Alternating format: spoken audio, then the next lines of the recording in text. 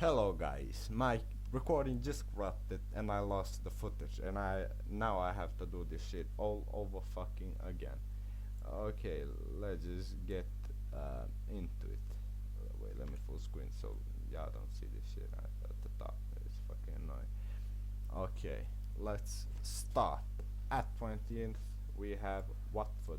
Now, um, Watford say they just have pretty much the same squad.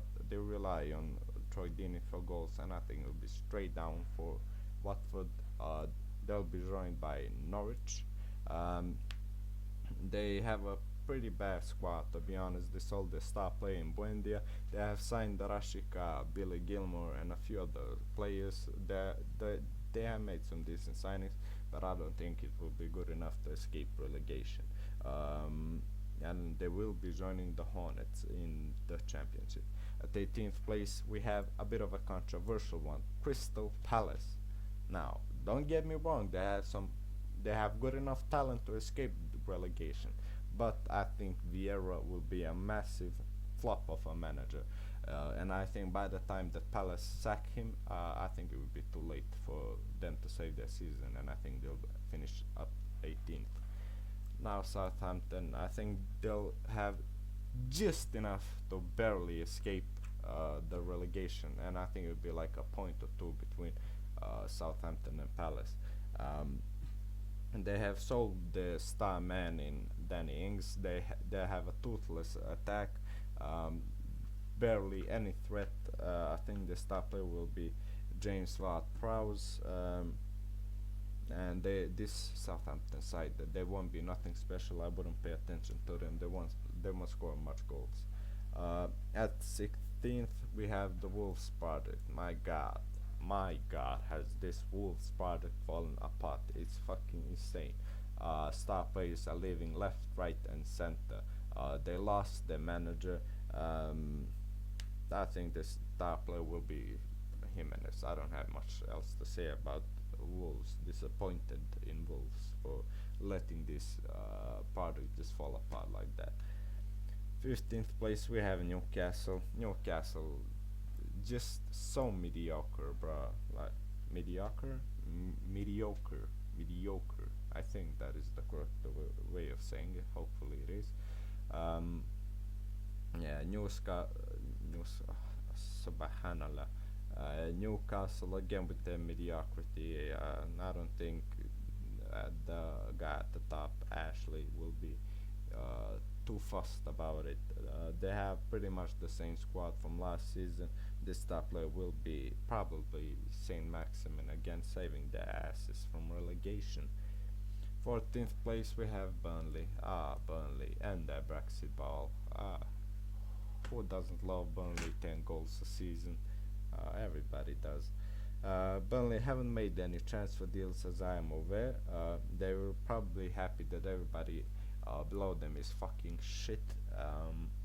It will probably be like a 10-point difference between Burnley and Newcastle. Um, don't have anything to say about Burnley. They're pretty boring. The star player will probably be Nick Pope again. At the 13th we have Brighton. Uh, Brighton. How can you not feel bad for them? They have been pretty shafted last season. They have terrible finishers. The not good enough strikers, to be honest. Um, they could have last season gotten like mid-table, but because of their strikers, they finished I think 17th. And but I think it would be a big improvement this season. They have a good little squad. They haven't made much additions to the squad, maybe not even any additions. I think the star player will probably be Bissouma. At 12th we have Brentford. I think Brentford are fucking amazing, bro. Like they're insane. Now, calm your tits. I know it's controversial, but I really am impressed by. Oh, excuse me. I'm really impressed by Brentford. They do business brilliantly. Their scouting team is amazing. Uh, they have a good squad, good manager, and I think it will be good enough. Matter of fact, I know this is what Irish guys does. But if Brentford doesn't finish above 14th, I'll eat fucking. Um I'll eat what the fuck? I'll drink uh, a glass of milk, and that milk will be a week past its expiration date. Um, yeah, so their star player will be Ivan Toney, by the way. At 11th, we have Leeds United. Now, I know, calm down, Leeds fans, calm down. Uh, uh, Leeds fan probably won't be happy with the second season from Leeds after the amazing season they had last season, but I think the Bielsa system is very, very tiring, and I don't think they haven't freshened up their squad a single bit. And if they lose Rafinha, I think they'll probably even go down more. Maybe even barely escaping relegation zone, maybe 15th, 17th, who knows? But I think the squad is good enough for 11th, even though they're probably fucking tired as shit by now. I think the star player will be Rafinha. At 10th place, now we get into the juicy stuff. We have fucking Arsenal. My god, this Arsenal crap. Um, they did some decent business in the window. They got themselves Ben White, Tavares, and Lokunga, uh, which isn't terrible, but they haven't made a big signing up front, which I think will cost them this season massively. They up front they have a 30-year-old Aubameyang who is finished. Let's be honest, he's finished. After the season he had last season, I think that's at that point you just give up on him, sell him for like 20, 30 million to Bournemouth or some shit. Um, and Lacazette is 30. Lacazette was decent last season. I think he scored like 12 goals in the Premier League, which isn't terrible, but Arsenal need to be doing better, and Lacazette won't be getting any better. And they haven't signed any striker. They have exciting youth coming through, but by the time that youth becomes good enough, I think Arsenal will be in a terrible, terrible position. The star player will be Tierney. I think Tierney will be the star player. Oh, and by the way, Mikel Arteta is their manager, and he is a fucking load of shit, isn't he? Ninth, we have Everton. We have Everton. Of course, I hate Everton being a Liverpool fan, but I gotta give it to them. They made some great moves this transfer window, and they got themselves Rafa Benitez. I don't really care that they've signed the next Liverpool manager. It's cute, to be honest. It's cute. Um, they have done some good business in transfer window, like the grey guy from Bayer Leverkusen for just 1 million, which was very surprising to me. I think he was like a 15 million player in my opinion, but I think they have a great squad, and they don't have a better squad than the 8 teams that are coming up, but I think it would be good enough to finish 8. The star player will probably be Sigurdsson. Nah, I'm just fucking with you. Of course, Sigurdsson touches kids and he's a fucking nonce. It will probably be Rodriguez if he stays fit. If Rodriguez doesn't stay fit, it will be Luca Digne. Digne. At 8th place we have Tottenham. Now Tottenham have made some good signings this transfer window. They signed Romero. They have signed the Brian Gill kid, which I've seen some videos of him. He's a pretty good player, and those two signings have fixed up some big holes in the Tottenham team. They needed a right wing, they needed a centre back, and I think they've got just the right players for those positions. Now the big question is, will they keep Kane? If they keep Kane, I think they'll be moving up like to here. But if they sell Kane, they'll move like to here. So just to stay safe, I went in the middle for like a compromise. Um, if they sell Kane, I think they'll be in big trouble because they don't have another striker up there. They don't have somebody to perform a striker. So I think they also got Nuno Espirito Santo. I think he's a good manager. I think he'll finally get rid of Aurier, and he can use Doherty in his system. Um, and I think this season they'll win their first trophy in 13 years, and it will be the FA Cup. Yeah, the same trophy they won 13 years ago. The star player will be Harry Kane if he stays. If he doesn't, I think it will be Hyung Min Son. I almost said Harry Min Son, which is a bit weird, but okay. Hyung Min Son is a pretty good player. Let's be honest, he's a pretty good player. uh, at seventh place, we have West Ham United. What a season they had last season! Brilliant, brilliant, brilliant. West Ham, brilliant from West Ham. Um, they have done great to keep their players. You know, after this great of a season that a mid-table club has, you usually see like the squad being ripped apart from the middle then out, and you see them fall off like to here or here maybe even. But West Ham have kept their players, and I think they'll be rewarded for it for another seventh place finish. Have they? Did they finish seventh place? I don't know. I'm too lazy to see. Um, they also got Ariola on loan, and I think that'll be good enough for them to finish seventh. The only problem they have is they have to worry about European football and the Premier League, but I think they can juggle two things at once. Their star player will be Jared Bowen, I think. At sixth place, we have the villains. Excuse me. At sixth place, we have the Allahu Akbar. Fuck.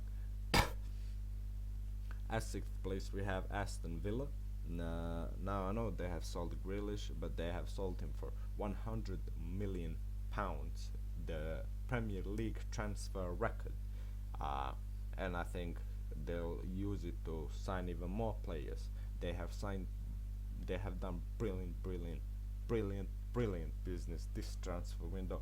They've signed Leon Bailey, Emi Buendia, Danny Ings, and some more players, but I just forgot who they were. Um, um, and it is very surprising. You know, the players they've signed, they're not bad players. They're matter of fact great players, and they barely only from Arsenal for Buendia. That's the only competition they face. Nobody was running after Leon Bailey but Aston Villa. Nobody was looking after Dannings besides Aston Villa. They just got their signature where he is in no competition at all. Nobody's pushing up those prices. Nobody made Villa paid more than they needed to. Some great business by Villa, and now I don't know how Dean Smith will fit these new attacking players into the squad. He has a lot of attacking players, but I think Dean Smith is a good manager, and I think he will do it. And I think they'll also win the Carabao Cup. By the way, the star player will be Buendia. At fifth place, we have Leicester City. Now, they would have probably made the top four a fight between five teams, but now that Fofana is injured and they haven't yet signed a centre back, I'm recording this before the start of the Premier League season because, as you do, you know, I want to get some views. They haven't signed a new centre back. Fofana got injured, and I think he was their best centre back. Now they need to rely on Johnny Evans and Soyuncu for the rest of the season. Now, don't get me wrong, they are good players, of course, but I don't think they are good enough to get in top four. Plus, if one of them get injured, who they gonna play then? Who they gonna play then? Nobody knows. Not even Brendan Rodgers. um, they have made some good signings in Patson Daka, which I'm sad that Liverpool didn't sign, and Sumare. I think they're two good players. Daka is the heir to the throne of Jamie Vardy, and Sumare is a very good player as well. um, I think top four isn't out of reach for them, even though Fofana is injured, but I don't think they will get it. Top five for Leicester and star player Vardy. At fourth place we have Liverpool. Now there are a lot of positives for us, like Van Dijk is back, Gomez is back, Matip is back, but our depth, holy shit, is fucking trash. It isn't top 10 in the league. Like our full squad, it's incredible how bad it is. We don't have any depth. The only good players in our depth are Keita and Oxlade-Chamberlain, and they aren't good enough for the first team. I mean, Keita is, but he's very injury prone. So is Oxlade-Chamberlain. So we don't have any good depth. We don't have a backup right back.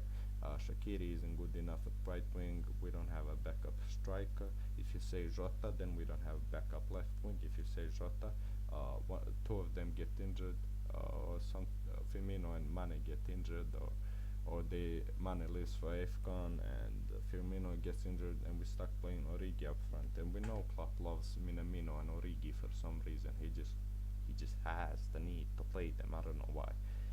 I think we'll get to like semi-finals, maybe even the finals of the Champions League, but nobody is beating this PSG side or this Man City side. Um, at third we have Manchester United. Let me just put them up there. Um, Now I know they've signed Sancho and Varane, but Chelsea and City are just too good. Sancho and Varane are almost finishing the puzzle of Manchester United. All they need is a new pivot because McFred is terrible, um, and also Ole Gunnar Solskjaer as at the wheel isn't good enough. He just isn't good enough. Um, they've done some amazing business. I have to give them credit. They got Varane and Sancho, but I don't think they can get them over the line for the Premier League. The star player will probably be Bruno Fernandes, and they'll get to the quarterfinals of the UCL. At second place, we have Chelsea. Chelsea, Lukaku. What else do I have to say, bro? Um, they this stuff is pretty interchangeable, by the way. Don't get mad at me. It's very tough to decide who's fourth, who's third, who's second, who's first. Um, Now, although Chelsea is great as a team, they have got themselves a new talisman in Lukaku. They needed that striker that gets them 20 plus goals a season. They didn't have that player before Lukaku signed, but now they do have it. And maybe Tuchel can use a two-striker system in which Timo Werner shines, and I think it will be a great season again for Chelsea. I think they'll get to the semi-finals of the UCL, maybe even finals. Star player Romelu Lukaku. At first place we have Manchester City, most expensive transfer in the history of the Premier League. No, second most expensive transfer in the history of the Premier League. Sorry, I forgot about Romelu Lukaku. They've signed a player for £100 million who will be a squad player. That's insanity. They have the best depth in the league. They have the best starting 11 in the league. In every single position, they have a top 3 player in that position. I think Manchester City will win the Premier League, and I think they'll even win the Champions League finally, unless Pep Guardiola starts doing those weird things he likes to do in the Champions League. Star player KDB.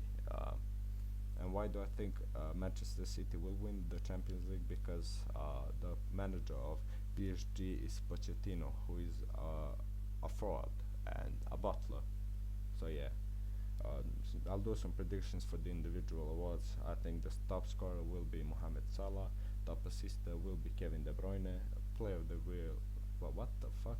Player of the year will be also Kevin De Bruyne, and young player of the year will be Phil Foden. Or Harvey Elliott or Bukayo Saka. Thank you guys for watching. If you disagree, I do not care. This is just my personal opinion, okay? And yeah, independent women. Goodbye.